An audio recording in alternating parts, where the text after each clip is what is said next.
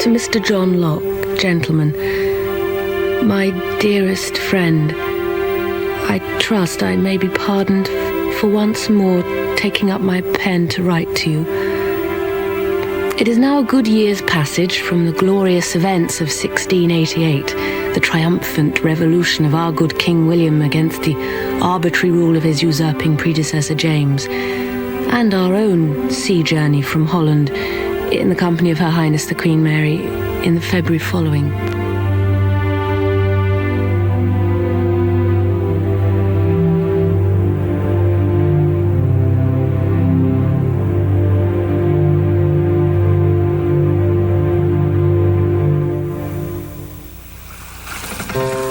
So, Mr. Locke, you are well bestowed below. My accommodation is most satisfactory. I'm pleased to hear it, but nonetheless I trust we will entice you from it for a taste of dinner. I honestly, I thought you'd have been more than occupied attending to Her Highness. Well, To spend the evening in quiet contemplation of this, of our happy change of fortune and its consequences. When you say of our great nation. We dine at 7, Mr. Locke.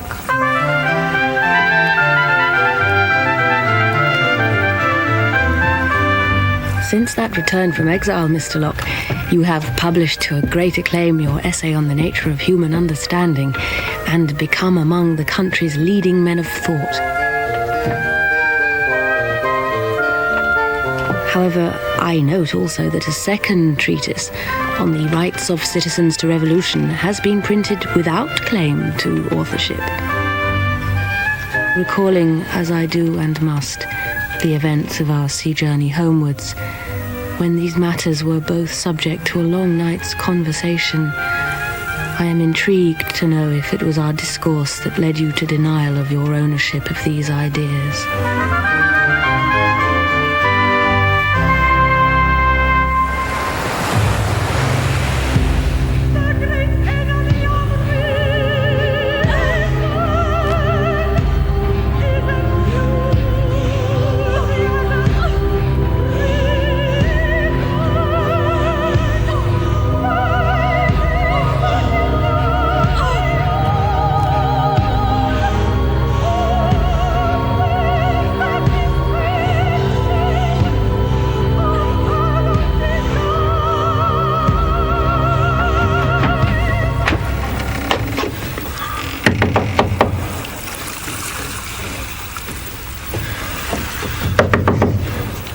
Come in. Doctor. I beg your pardon? Doctor, I must insist you come with me. When you say... a fellow officer is, stricken with a great pain in his side. I fear that unless... Why do you say doctor? Oh, I beg your pardon. I understood you were James Locke, physician. Sorry to trouble you. There is no cause. I am John Locke, and indeed a Bachelor of Medicine and a scholar in that discipline at the College of Christ Church. Or rather, I was both those things until my circumstances altered. So if I do your friend no good, at least I may not kill him.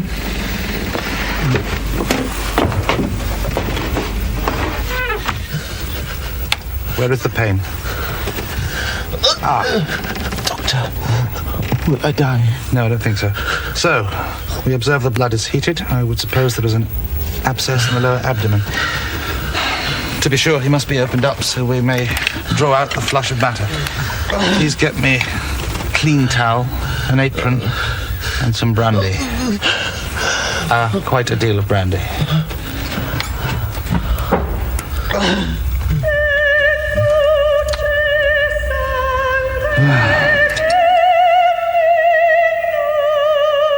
Medicine. That's right. You're considering a medical career.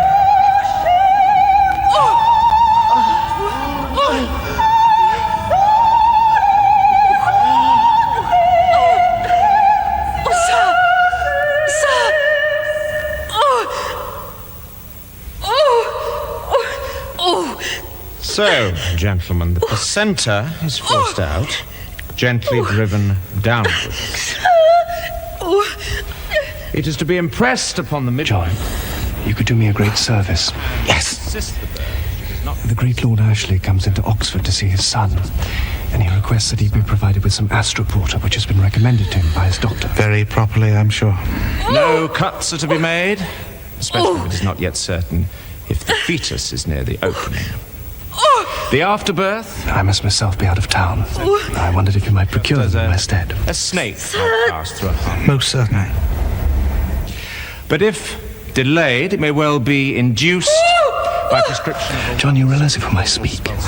Lord Ashley, Privy Councillor. The man spoken of as the Lord Chancellor. Yes, I know. So, any questions?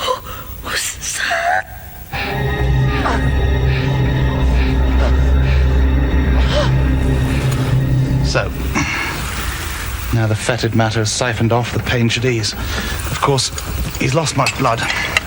It may be necessary, if he loses consciousness again, to perform a blood transfusion. Blood transfusion? Yes. From an animal? No, from a person. Not my blood. I thought you were his friend. Or at the very least his brother, huh?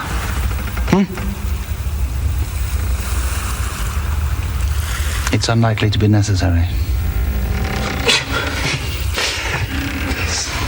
So, what circumstances brought you to the sea? Inheritance, I'm afraid. You were bequeathed a ship. No, my father's an admiral. Myself, I should have better liked to have devoted myself to a life of learning. Well, it has its attractions, certainly. The great Lord Ashley comes into Oxford. Think they'll do me any good? It is a general observation that sulphurous waters calm inflammations of the liver, certainly. Well, you were told my trouble was my liver. No, my lord, it was the manner of your sitting down. Oh. No. Here. Eat. Eat. Were you in London in the fire? No, my lord. Or in the plague? No, sir. I am not inclined to seek out such excitements. There are those who view both visitations as a judgment. Well, yes, sir, of man's ignorance in one case and no doubt his carelessness in the other. So, you're not of the opinion that it's a divine retribution? Well, of that no man can be convinced, sir. But insofar as the divine intent cannot be known to us by reason, then at least let us not allow ourselves to be governed by mere superstition and thus prevented from knowing and from doing what we can. My lord, you will forgive me. What for? Please continue. I'm much interested in governance. You could say it was my profession. Well then, my lord, it is my observation that the three great things that govern mankind are reason, passion, and superstition, of which superstition exerts the strongest grip and thus provokes the greatest mischief. And how should such creatures be civilly subjected? They should be subject to their lawful governor. The king? Exactly so. Lawful upon what cause? The law of God. Of which you said no man can be convinced. On the question of the causes of the fire of London. So, men have no right of revolution against an arbitrary or abusive power. Upon what grounds? On the grounds of its abuse. And by whose judgment? Those whose rights have been infringed. But surely, sir, it is the essence of the civil contract that each man parts with his own rights in order to entrust them to the magistrate. Therefore, man must give up his freedom as the price of entry to the civil state. How can a man be his own master and at the same time be subject to another? How long before you can settle your affairs? I beg your pardon? No iconoclast can remain content in Oxford. I wish to engage you as my personal physician and advisor. But my lord, I have worked... And who knows, there may be occasion when you take my counsel too, by way of trade. As on the matter of the right of revolution against an arbitrary rule. Come, Mr. Locke. The plague was burnt out by the fire, and now the fire is out. You'll be quite safe in London.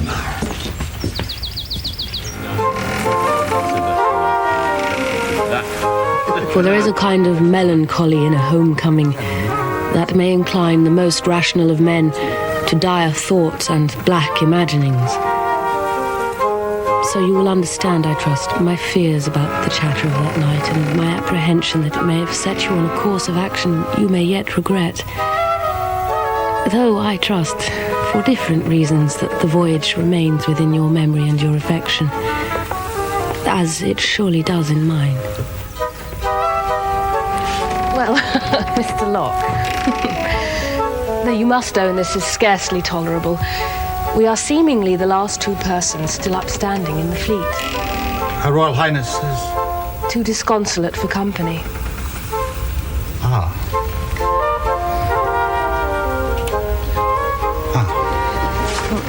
That is, apart from those who have our current welfare in their charge. You know the captain and my lady's chaplain. No, but I am privileged to do so now. No, your servant, sir. I understand a midshipman of mine is in your debt. So, what is your connection to Her Royal Highness household? Me? None. I'm only here at all due to the good offices of Lady Mordaunt, who secured me an invitation to accompany her party. And have you lived in Holland long? Not so long. 5 years. Your exile, was it due to your political activities? Hardly. It was a probably quite unnecessary caution. I used to be a member, a quite lowly member, of Lord Ashley's household, who became the Earl of Shaftesbury, and who was, of course, himself a figure of some moment in his lifetime. Oh, come now, Mr. Locke. You were his secretary when he was quite the leading man against the Catholic succession. You were, as you have told me, spied upon all over England. Your books burned by public order. Your person forced to flee to Holland, and even there to live in hiding against extradition. You were summarily expelled from your fellowship at Christ's College. I was in hiding for a few weeks of one summer. If I was spied upon at all, it was due not to my activities, but my association with his lordship, in whose services I was not a secretary, but a personal physician. They were not my books. They were books.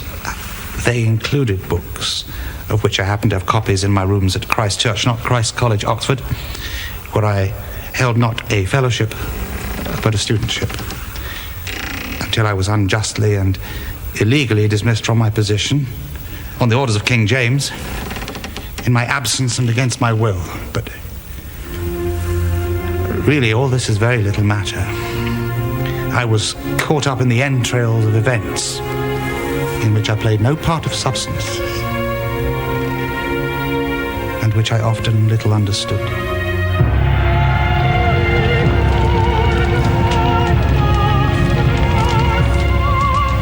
What's happening? What's happening? I'm packing up my books. For what? Why? Are you leaving Oxford? Yes. But why? Because they're burning other people's books outside. They are burning books. By order of the convocation. What books? Books that are held to pose a challenge to the doctrine of the absolutist rule of monarchs. Books like this. Like this. And like this. They're catalogued in every library in Hall. So you're leaving this. The university? Richard, I'm leaving England. For those things you wrote for Shaftesbury? All I wrote for the Earl of Shaftesbury was a paper on the lowering of monetary interest and a treatise on the growth of vines and olives. But Sean, as you know, I have never. It is completely foreign to my nature to engage in any cabals or conspiracies.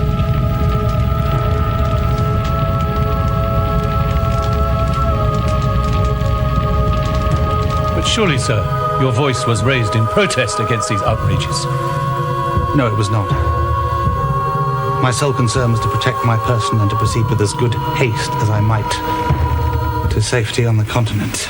I'm sure not so, sir. No, perhaps not so. But principally. And I think with cause. Faced as I was with unjust accusations of involvement with both persons and endeavours with whom I'd had and had wished none. I think in part, my lady, I am perhaps overly attentive to the price that others paid for being on that side. My Lord Essex. My Lord Russell. Colonel Sidney. Hung, drawn, and quartered. So, forgive me, Mr. Locke. You made no statements. You took no actions. You wrote of nothing but the growth of olives. I am as implacable against the Stuart tyrants as the next man, but I must own it seems unlikely even he would send you to the stake for that. As ever, Mr. Locke underestimates himself. He was driven into exile for his ideas. His ideas on agricultural cultivation? No, his ideas on political philosophy. Which are? No, really, These are complex notions which cannot readily be explained. Oh, tush, they seem clear enough when you ran them through for me. Your ideas on under-labouring. Understanding. Well?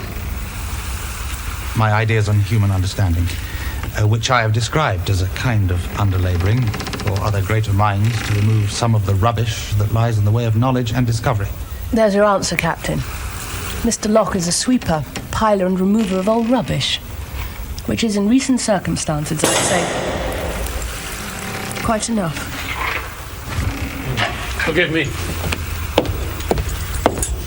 Yes, what is it, Mr. Clark? Oh, I'm sorry. And well you might be. What's your business? Captain, I was just, Perhaps he was attracted by the brilliance of our conversation, Captain. Or perhaps he wished to report on the condition of his brother officer? Yes, who is, much improved. I'm very glad to hear it. I'm sure we're all delighted. And being so much more himself, he was able to inquire into, whose debt he lay. So naturally you told him? Yes, I told him, Mr. Locke. And he said, not Mr. John Locke of Christchurch, who belonged to the Earl of Shaftesbury, for that's he, my friend, had heard so much of his wisdom and the depth and brilliance of his learning that that's me, myself, was desirous of a knowledge or rather an acquaintance with those, or that wisdom which had not yet been afforded in our few moments of acquaintance earlier. Well, you come most readily upon your hour. Mr. Locke was poised to clear the litter from our minds. Perhaps, Captain, Mr. Clark would care to make his contribution to the general order and join us.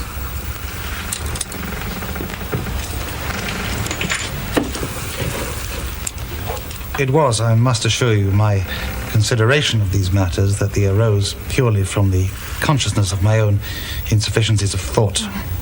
If you do not outline these thoughts now, Mr. Locke, however insufficient they may be, then I shall have to explain them to the company myself. Which I'm sure... So, down to it. Here is your refuse. Clear it all away.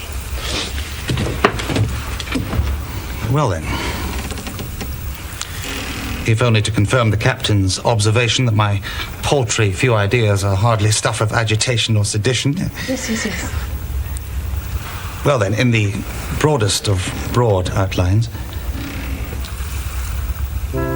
You asked yourself where understanding came from? Yes, exactly. And you concluded that despite the hidebound prejudices of traditional opinion, they were not inert. That it was not innate. Innate, yes. That we do not come into this world furnished with primitive notions already stamped upon our brains. Or rather primary. Well, primary, of course. But that in fact, our minds at birth are like white paper, which we then proceed to furnish by experiment. Or indeed experience. And precisely so. And to those who argued that we must come into this world with primary ideas because we are God's creatures and he must have put them there. One has only to observe that as both young children and old idiots are God's creatures, and neither group assent to what one might regard as universal truths, then these truths can hardly be regarded as innate.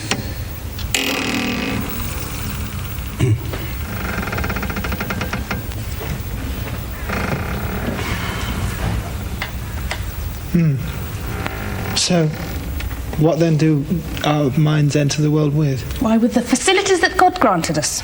Faculties. And nothing else. But the principles of morality, they must have been handed down to us. And God himself? If everything flows from observation and experience, how may we know that which in this life we may not observe and cannot know? We know by our capacity to reason. And from whence, pray, may we reason the incarnation, or the resurrection, or the Trinity? And if we may not thus know, Mr. Locke, then where, pray, may your reason lead? But might one not... could one not say that one might know a thing without knowing what one knows? Really? To say that a notion is printed on the mind, and then at the same time to say that the mind took no notice of it. I'd say that makes that notion and that print nothing. So, in this view of things, is there a reason for men to behave well? Is there no natural law against which men may judge their actions beyond the hidebound prejudices of tradition? No, I do not deny a natural law. There is a deal of difference between an innate law and a law of nature, which we may attain to by the use and application of our faculties. It will be no excuse for an idle servant who would not attend his business by candlelight to plead that he has not broad sunshine. It is of great use to the sailor to know the length of his line, though he cannot with it fathom all ocean's depths. The candle that is set up in us shines bright enough for all our purposes. Our business here is not to know all things, but we may know enough.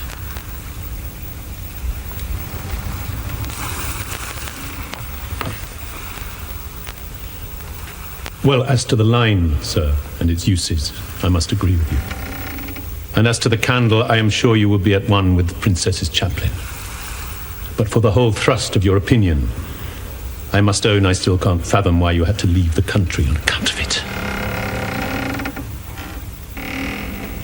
And now, ma'am, sirs, reminded of my duties, I must beg your leave. And I too, perhaps. I have enjoyed our disputation, but as we have reached what one might see as uncharted waters, then perhaps that is the moment for the prudent sailor to retire. My lady. Well, yes, indeed. Oh, come now, Mr. Locke. It is not so very late. And the captain raises a good question.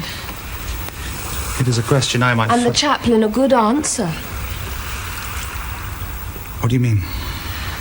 I mean, your exile was occasioned not by these paltry few ideas, but by the choppy waters into which they dragged you. For if reason cannot lead us to the mysteries of religion, what happens to the mysteries by which we are governed in the here and now?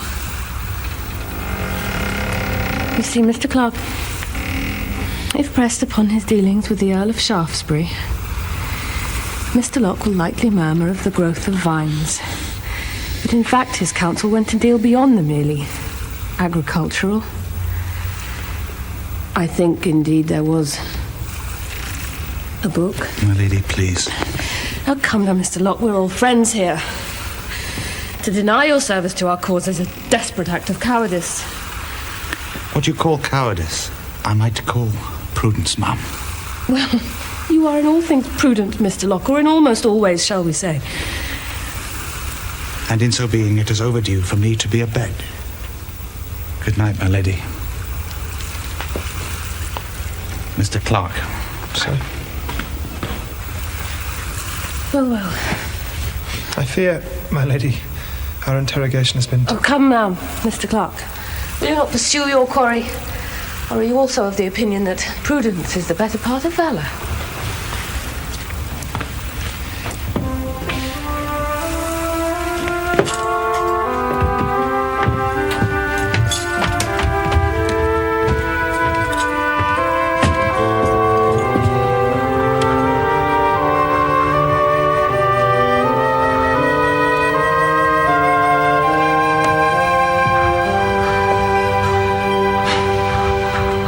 It is true that much against my will I was prevailed upon by my Lord Ashley, by now indeed the Earl of Shaftesbury, to turn my mind from the abstract matter of the understanding to more concrete questions.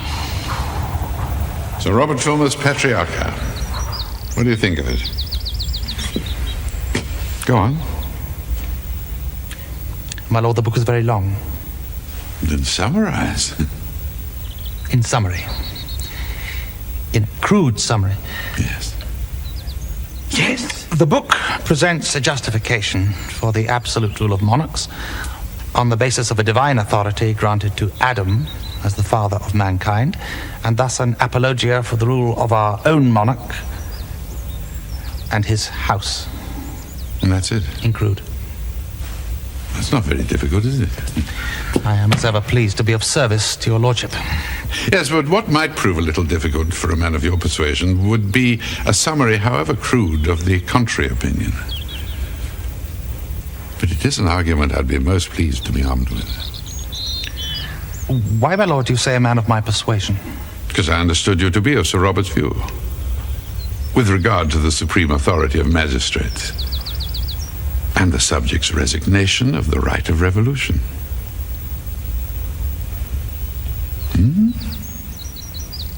Sir, on the first question, I think my views are a little changed. And on the second? I have perhaps in some ways modified my persuasion. When writing? Scribbling, jottings merely. Against the divine right of kings? In a way of speaking. Speak then, if you would, sir, in that way.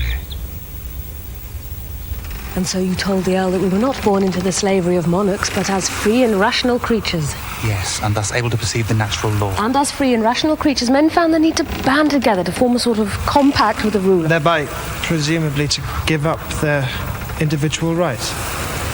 Why, yes. And allow that ruler to enforce that natural law on their behalf. So one could say that that ruler is their servant. Or in the very least, if he exceeds in authority that power granted him by law and acts in an arbitrary or despotic fashion. Well, then he breaks his compact with the people and may be justly overthrown. Sir, may I ask why you wish to be armed with arguments against the divine right of kings? Academic interest, Mr. Locke. The pursuit of learning, truth for its own sake. Now, sir, you mock me. Well, what do you think? To put them to good use. And in that consideration, I have a question. Yes, my lord. It is that if, as you claim, every man possesses these natural, inalienable individual rights, the laborer as much as his due lord, what is to prevent us waking one fine morning and finding ourselves ruled not by the magistrates but by the mob, by the tinker and the broom man, descending once again into what I think you called a deluge of anarchy and confusion?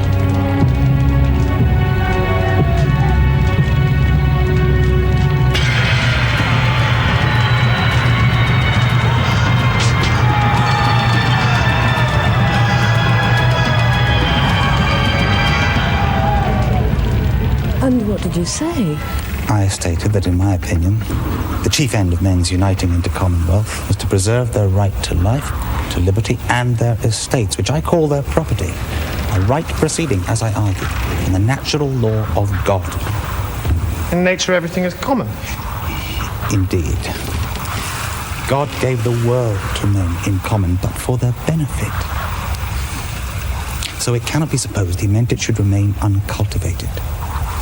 He gave it to the use of the industrious and rational. So, an individual may lay claim to property by industry. Indeed. Thus, the grass my horse has bit, the turf my servant has cut, and the ore I have digged in any place where I have a right to them becomes thereby my property. But still, my lordship's fear of the rule of roving mobs of broom men armed with turfs and all was, in my view, exaggerated. How so?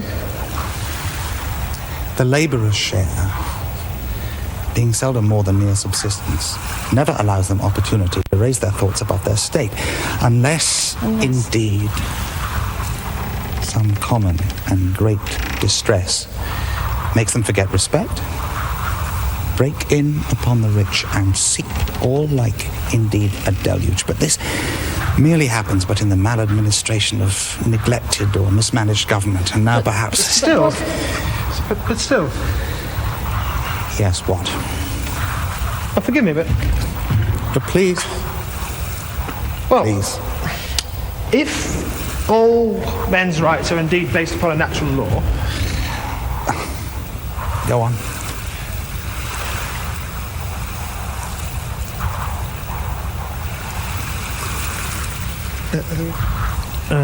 There is something. There was... No. It is resolute. It will not come to me. Sir, I have known such irksome blockages of mine myself, and find a good night's rest as good a remedy as any. Well, I must thank you then, from the bottom of my heart, for the discourse of this evening, and wish you a good night. Mm-hmm. Good night. Thanks.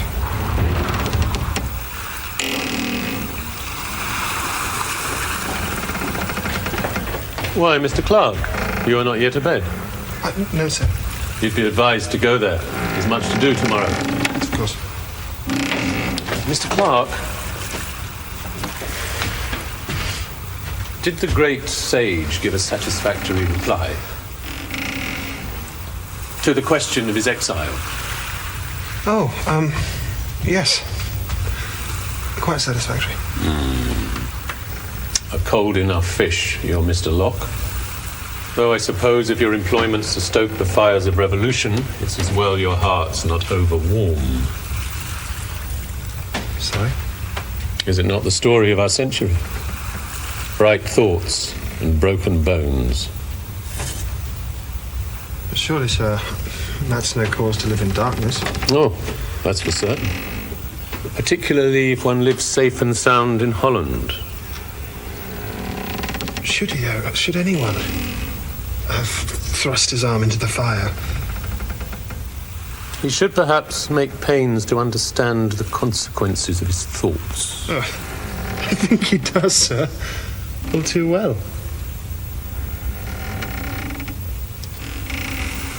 Sir? Mr. Clark, if Mr. Locke is right, and we come to the world a blank sheet of paper, then our lives are ours to map. And our paths should not be taken to be ready charted by our forebears. Say that again. If Mr. Locke is right... I don't know, something that slipped my mind. It's of no matter. You were saying so.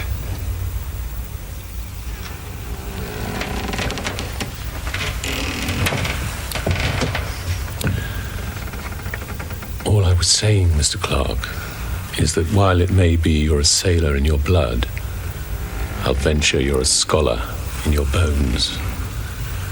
And I'd say you should pursue 'em where they take you.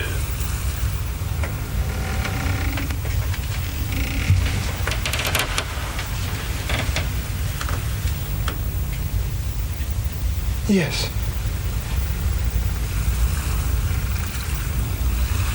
Yes. My lady, I am not swayed in my opinions. As I say, as I have said, the rousing of a people not merely to amend, but to overthrow a government can only occur in circumstances which are in all ways exceptional. And our times are not exceptional. Oh, come now, Mr. Locke. An unjust government is snuffed out like a farthing candle. Surely we can do more than just amend the government. We can melt it down and make it all anew.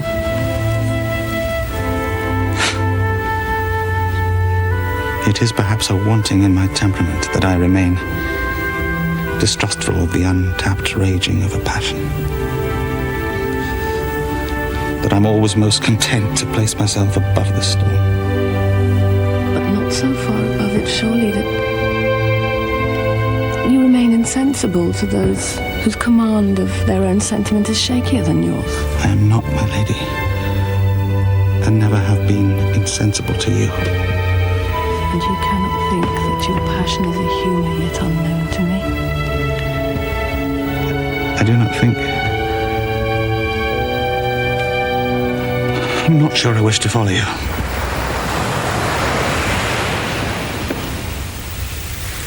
You know that since we have both been in Holland, I have been in receipt of correspondence of a certain character from you. And I of you, my lady. Correspondence, I suppose, must cease, now that my temporary and naturally painful absence in a foreign land is over, and I am to be deliriously reunited with my lord. Of course. Whose acquaintance I am keen to make. Of course. And I suppose it must always be best in the public and the private weal for that which is, of course, so to remain. I have not always thought so, my lady.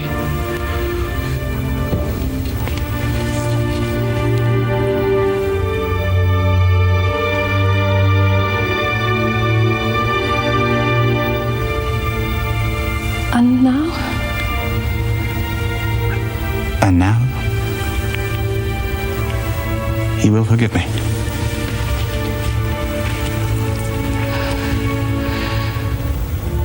Of course.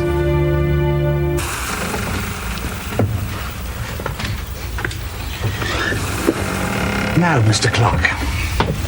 Mr. Locke? So? Well, what's your business? Sir, tomorrow we part. I wondered if, just till the morning, I might be permitted sight of your manuscripts. Now, Mr. Clark. Just overnight.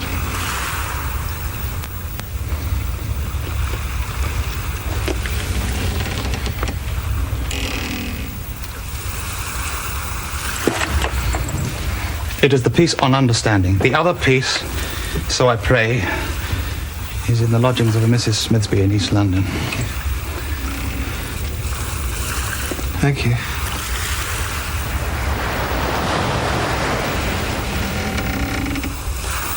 I know I hold the future in my hands.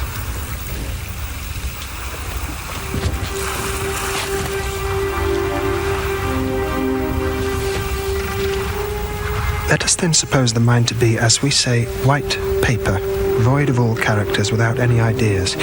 How comes it to be furnished? Whence has it all the materials of reason and knowledge? To this I answer in one word, from experience.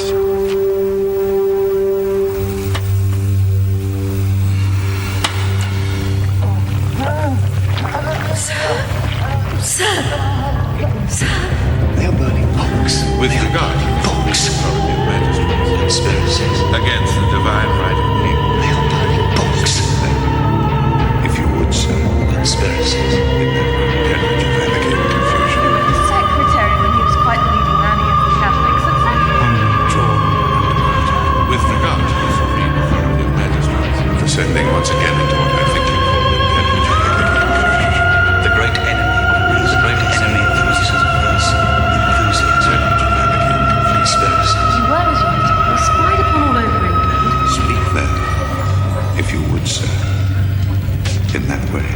I'm sorry to hear you so earnest in the justification of the book, in which there is scarce a line but contains the rankest treason, such as deposing the king. It not only encourages, but justifies all rebellion. Sir, you are a gentleman of quality and need no counsel from me. If I would give you any, my charity to your immortal soul might provoke me to it. I pray God, season this affliction to you. There remains nothing with the court but to pronounce that judgment that is expected and the law requires. That you are carried from hence to the place from whence you came, and from thence you shall be drawn upon a hurdle to the place of execution, where you shall be hanged by the neck and being alive, cut down. Your privy members shall be cut off and burned before your face. Your head severed from your body, and your body to be divided into 4 quarters, to be disposed of at the pleasure of the king. And may God have mercy on your soul.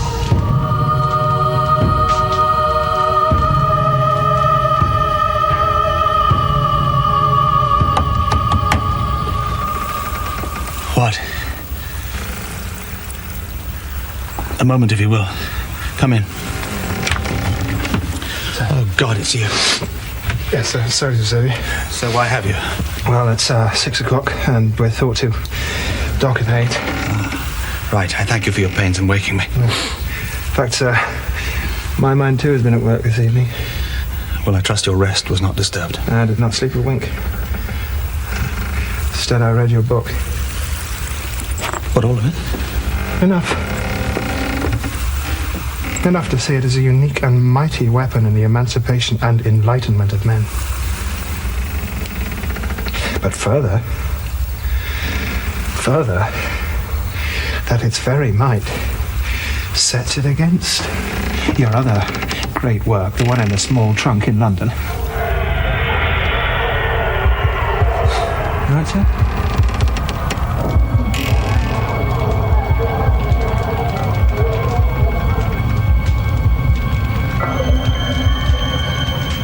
In summary, I can find in this great work no advocacy of that natural law which forms so vital a foundation of your treatise on good government. But it might be said these matters are distinct. But, sir, if indeed our rights are based upon a natural law, it is of some importance how men came to know it. How men may know the natural law. It is written in the hearts of all mankind. Perhaps, sir, you address this question in more detail in the volume in the red trunk. It wasn't in many ways this question of how this law came to be so rich. If not, of course, but if it could not be said to be innate. For one might feel that the pre-existence of a natural law might scrawl a mark or two across the blank sheet of the mind. Or put conversely, that our uncharted minds might free us from subjection to a natural law. And thus free from those very mortal limitations and restraints which might bind men together in compact and communities. And thus I question, sir, whether indeed your ideas are so equitable to the rich and the mighty, and thus I question if your doctrine of just revolution might not pose a further challenge to the traditional ways of things. What, from my lady's roving broom, then? Or rather from the multitudes whose desires have not yet been fully recognized, whose rights not yet fully won.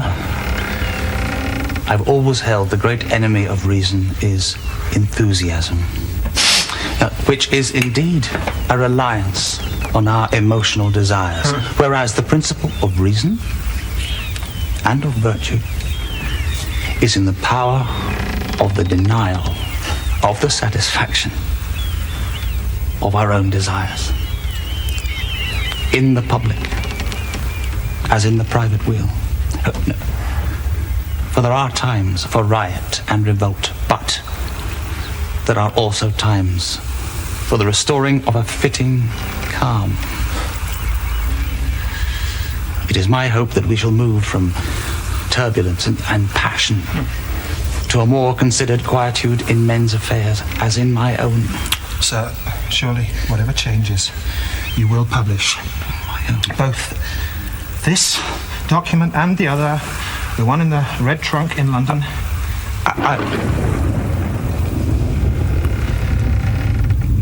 I'm not yet certain in my mind. No, as to the prudence, the fittingness in our new circumstances. To deny your thoughts would not be prudence. It would be a betrayal.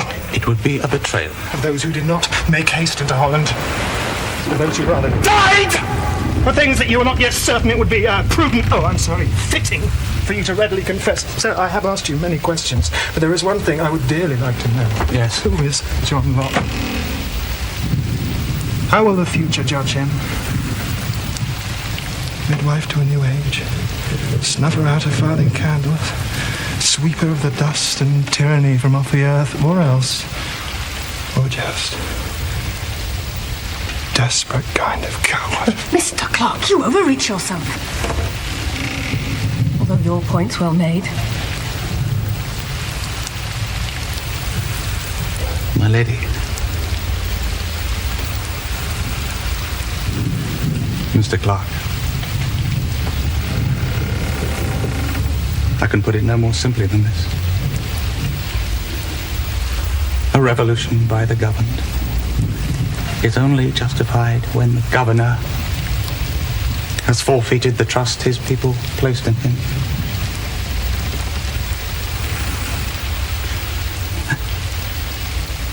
A revolution is no more than this. A restoration of that just authority. That restoration has now occurred.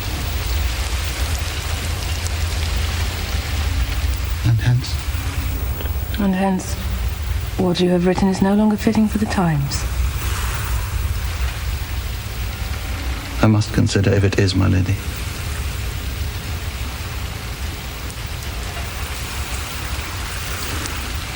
As well as certain questions Mr. Clark has raised.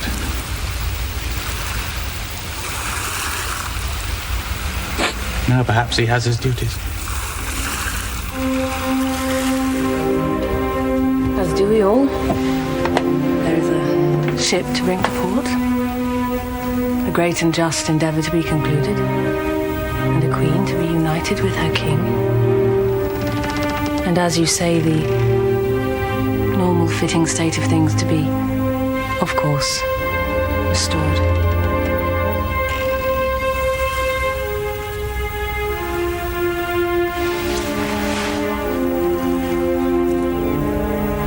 Indeed.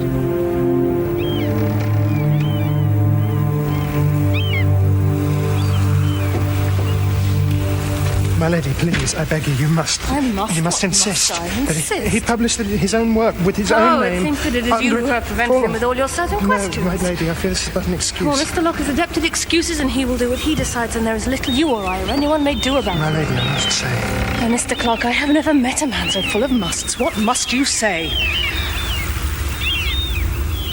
I must say that.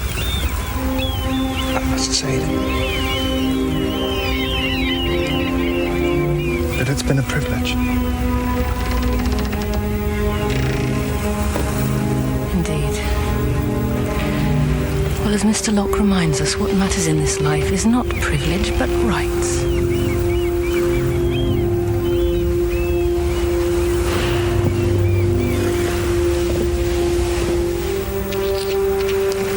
My lady,